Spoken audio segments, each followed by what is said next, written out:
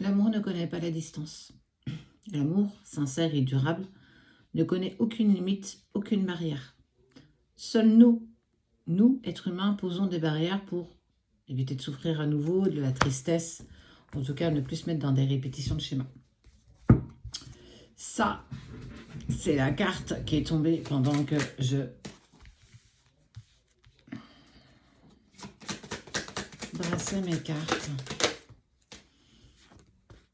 Tu as dû t'éloigner de cette personne, ou en tout cas cet éloignement de cette personne a été conscient parce qu'elle t'apportait, en tout cas cette relation t'a apporté un temps beaucoup de tristesse. Et quelque part, tu as toujours eu cette réponse en toi.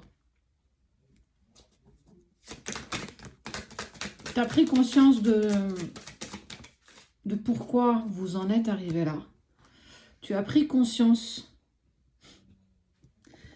que vous deviez, toi, t'améliorer, lui ou elle s'améliorer de son côté, pour être plus serein, plus sereine avec toi-même.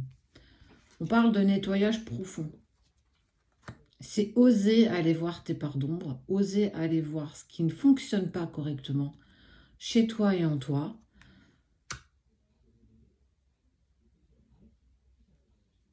Mais il y a un mais. On parle d'un événement très proche qui arrive et on parle de réconciliation. Encore une réconciliation? Mais dis donc, elle dit toujours qu'il y a des réconciliations. Bah pour le coup, c'est pas moi qui le dis, c'est les cartes. Donc si ça t'intéresse pas, tu swipes, sinon tu continues à écouter ce que j'ai à te dire. La réconciliation, elle dépend, j'ai envie de te dire, pas forcément de nous, mais en tout cas, cet amour intense que tu as vécu avec cette personne qui t'a apporté tristesse, chagrin, douleur.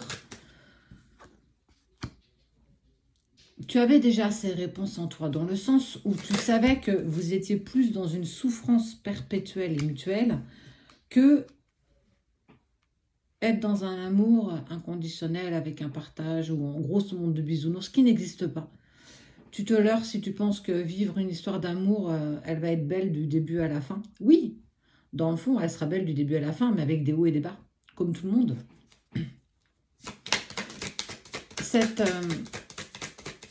Ce temps d'attente, ce temps qui est passé entre toi et cette personne,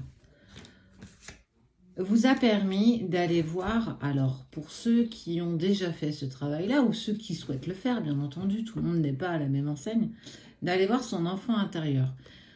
Cette relation est venue mettre en lumière chez toi des phases de ta vie que tu n'avais peut-être pas assimilées, que ton subconscient ou ton inconscient avait totalement écarté de ta vie d'aujourd'hui, mais de par cette relation qui est devenue toxique, elle vous a, et elle t'a à toi, tout comme à l'autre, permis de comprendre que vous n'étiez que dans une confrontation perpétuelle, dans une incompréhension, qu'il n'y avait plus de communication, tout n'était, il n'y avait plus rien en fait. Et qu'il fallait en passer justement par là pour que chacun puisse reprendre sa route, parce que cet amour, si intense soit-il, est venu te mettre en lumière qu'il y avait des choses que tu devais régler. En lien avec des proches, une ancienne relation, ta famille, tes parents, et tu as été voir peut-être ton enfant intérieur où tu es en phase d'aller le voir, c'est le petit enfant que tu as été un temps, celui qui a passé des moments heureux mais aussi des douleurs. Face peut-être aussi à des secrets de famille, des non-dits, des choses qui ont été faites malgré toi et qu'on parle de lignée transgénérationnelle. Tu as été ou tu vas aller, moi je t'invite à y aller, voir tes vies antérieures, même pour ceux qui ne croient pas, parce que tout le monde ne croit pas en ça. Soit c'est un choix, c'est une croyance, c'est la mienne. Donc, le respect il commence déjà là, respecter mes croyances, si ce ne sont pas les vôtres, c'est ok. C'est pas pour autant que je vais aller colporter, critiquer, commenter des choses parce que ce n'est pas en accord avec moi. Chacun a sa perception des choses, chacun a sa vérité, c'est la mienne. Et si c'est la mienne, elle me va. À travers nos vidéos, moi, je vous partage ce que moi, par quoi je suis passée, ce par quoi je continue encore de passer, et ce comment je fais aussi pour accompagner les personnes qui ont besoin de réponses. Et oui, à part tes fêtes, on t'invite, si tu ne l'as pas fait, peut-être que tu y as déjà été, à aller voir tes vies antérieures. Il y a des choses que tu as le droit d'aller découvrir. Peut-être en lien avec tes parents, avec un ex-partenaire. En tout cas, on te dit bien que cet ex-partenaire, on vous a jeté ce qu'on appelle le mauvais œil, la jalousie, volontaire ou involontaire. On a tenté de vous séparer et on a obtenu ce qu'on voulait. Mais l'heure n'est plus au regret, l'heure est venue à la réconciliation. C'est aussi aller apaiser ton chakra sacré, la femme que tu es devenue et l'homme que tu es devenu. En fonction de qui tu es, bien entendu. Croiser des chemins pour toi. Cette rencontre, elle a dépassé toutes les limites que tu t'étais imposées. Elle a explosé tes convictions les plus profondes. Elle t'a déstabilisé au plus haut point.